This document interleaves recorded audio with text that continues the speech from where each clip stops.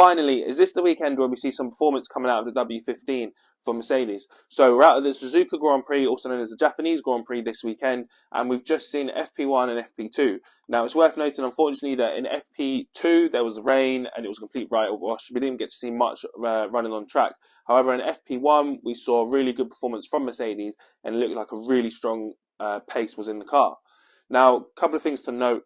Obviously, there's been 101 things going on at Mercedes the last couple of weeks. The car hasn't been performing well. There's been a complete misalignment with correlation between the sim and what they're seeing on track performance. So they've spent the last 2 weeks effectively chucking a load of data at the car and trying to get results. So they've set the car up, surprisingly, in a really good baseline for today's FP1 session. George actually said this is the best the car's felt in FP1, and it's a really strong baseline compared to where they previously are in the previous weekends. Now, Lewis has gone one step further by saying this is the best the car's ever felt overall, period, this year.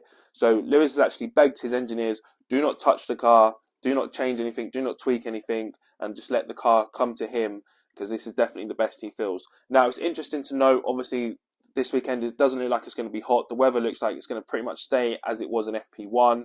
It's just going to be very much cloudy and overcast. So hopefully tyre temperatures and track temperatures don't increase too much. So all in all, this could be a really strong performance that we're going to see from Mercedes finally.